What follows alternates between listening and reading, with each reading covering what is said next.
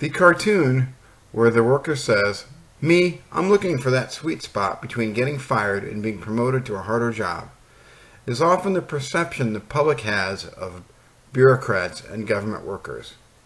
That is often not true. It is just an assumption. This week, we're looking at organizational behavior. The study of organizational behavior includes those aspects of the behavioral sciences that focus on the understanding of human behavior in organizations.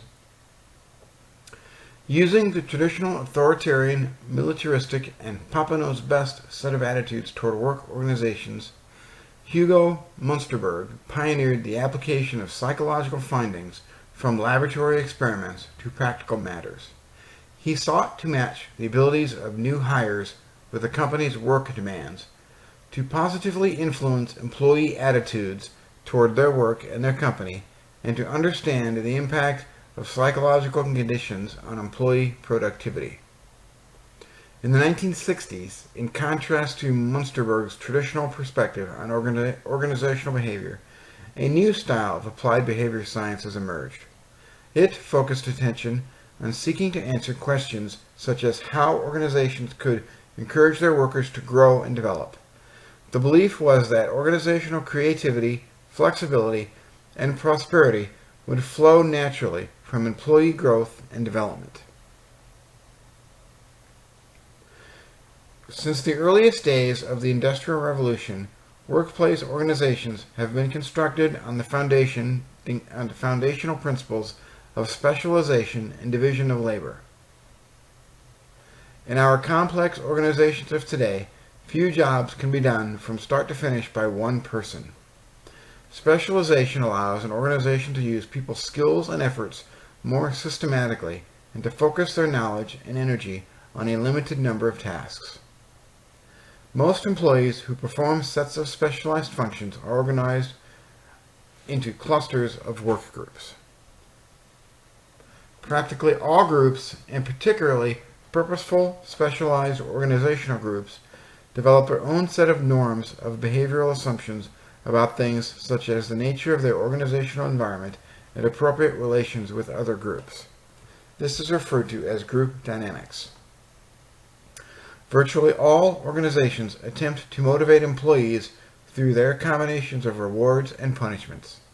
Reinforcement theorists of motivation assume that people at work seek rewards and try to avoid punishment.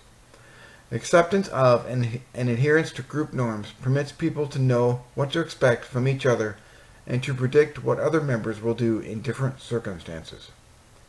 When a group becomes institutionalized in an organization, such as a production unit or a branch office, those shared beliefs, values, and assumptions, these norms, become the essence of a cohesive group of an organizational subculture. Most group subcultures have a resemblance to the overall organizational culture, but also contain unique elements that form through the impact of events, circumstances, and personalities. These are displayed in Figure 7.1 and Figure 7.2 in the textbook.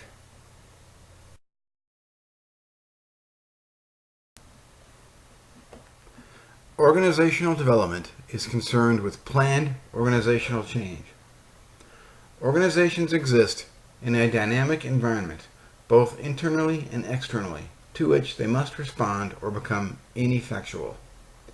Any organization that wishes to survive or simply to remain healthy must periodically divest itself of those parts or characteristics that contribute to its malaise. Organizational development, or OD, is concerned with deep, long-lasting, organization-wide changes or improvements, not in superficial changes in isolated organizational pockets. The origins of these organizational development movements can be generally traced to the Hawthorne studies. Each organization has structures that define the unique way labor is divided, how specialized roles and functions are coordinated, how information flows among people and groups, and how the system of controls is to work. These structures, often visualized in the form of an organizational chart, establish how roles, expectations, and resource allocations are determined for people and groups in any given organization.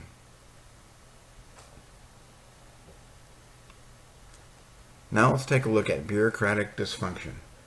Bureaucracies often have within them the seeds of their own dysfunction and incompetence. Bureaucracy pressures people to adhere to rules and procedures that may not be the best solution. These procedures often serve as an end rather than as a means to a goal. Bureaucracies also stress depersonalized relations. Focus on power and authority gained by organizational position, not thought or action. Bureaucracies allow for order, predictability, stability, professionalism, and consistency. That contributes to an overall bureaucratic impersonality.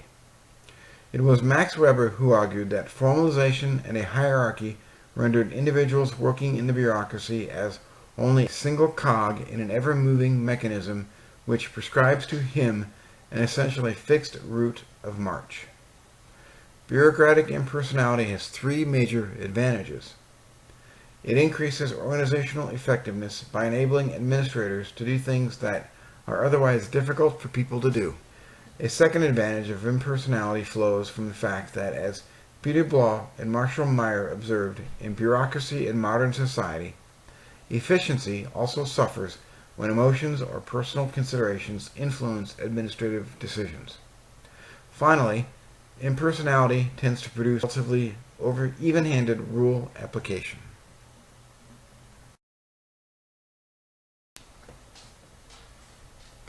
Managers are always looking to see what will motivate their staff. One of the critical experiments of the 20th century involved what is now known as the Hawthorne effect. It was during the late 1920s and early 30s that the Hawthorne experiments were undertaken at the Hawthorne Works of the Western Electric Company near Chicago. The experimenters found that factories and other work situations are first of all social situations. The workers, as Mary Parker Follett has suggested a decade earlier, were more responsive to peer pressure than to management controls. This provided the first major empirical challenge to the scientific management notion that the worker was primarily an economic animal who would work solely for money.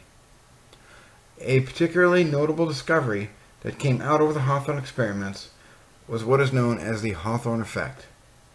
It was the discovery that production increases were due to the known presence of benign observers. In other words, as the cartoon illustrates, when workers know they're being watched, they work harder.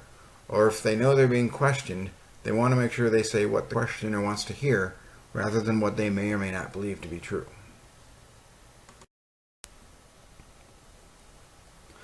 Other researchers were also looking to see what motivated workers. Abraham H. Maslow, a psychologist, took the basic Hawthorne finding that workers are as much social as economic creatures a step further when he first proposed his famous needs hierarchy in his 1943 Psychological Review article, A Theory of Human Motivation.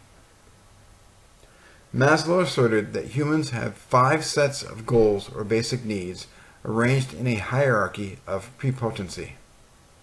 The basic level is physiological needs, such as food, water, shelter, etc., sleep. Second is safety needs, in other words, security, employment, health and property. Third need is love and affection. That includes friendship, family, sexual intimacy. Fourth on the list is esteem needs. That involves self-esteem, confidence, achievement, respect of others, respect by others. And then finally is self-actualization needs. That involves morality, creativity, spontaneity, problem solving, lack of prejudice, and acceptance of facts.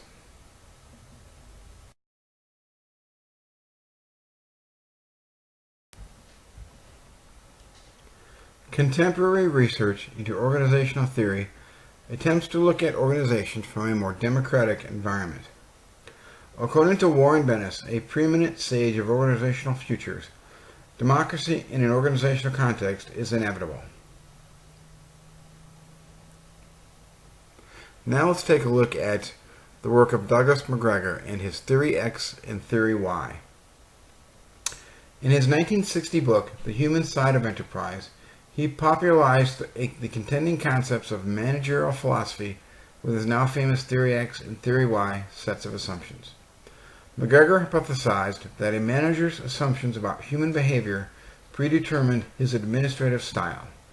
Because of the dominance of traditional theory in managerial thought, many managers had long expected and acted on a set of assumptions that are at best true of only a minority of the population. His assumption under Theory X is that employees dislike work, are lazy, dislike responsibility, and must be coerced to perform. The average human being has an inherent dislike of work. People prefer to be directed and wish to avoid responsibility.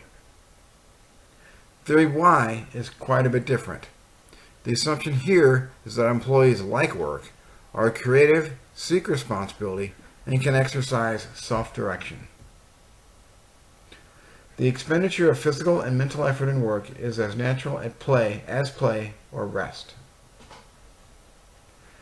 Theory Y also asserts that a person will exercise self-direction and self-control in the service of objectives to which he or she is committed. The capacity to exercise a relatively high degree of imagination, ingenuity, and creativity in the solution of organizational problems is widely, not narrowly, distributed in the population.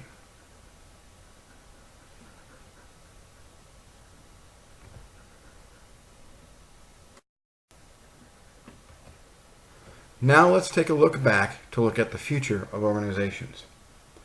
In 1952, administrative historian Dwight Waldo prophesied a future society in which bureaucracy, in the Weberian sense, would have been replaced by a more democratic, more flexible, though more complex form of large-scale organization. He labeled these post-bureaucratic organizations. In the 1960s, Warren G. Bennis made a term particularly his own, with a series of articles and books predicting the end of bureaucracy. In its place, Bennis wrote in The Temporary Society that there will be adaptive, rapidly changing temporary systems. Alvin Toffler, in his 1970 worldwide bestseller, Future Shock, gave popularity to the post-bureaucratic lack of structure. He labeled this adhocracy for the fast-moving, information-rich, kinetic organization of the future, filled with transient cells and extremely mobile organizations.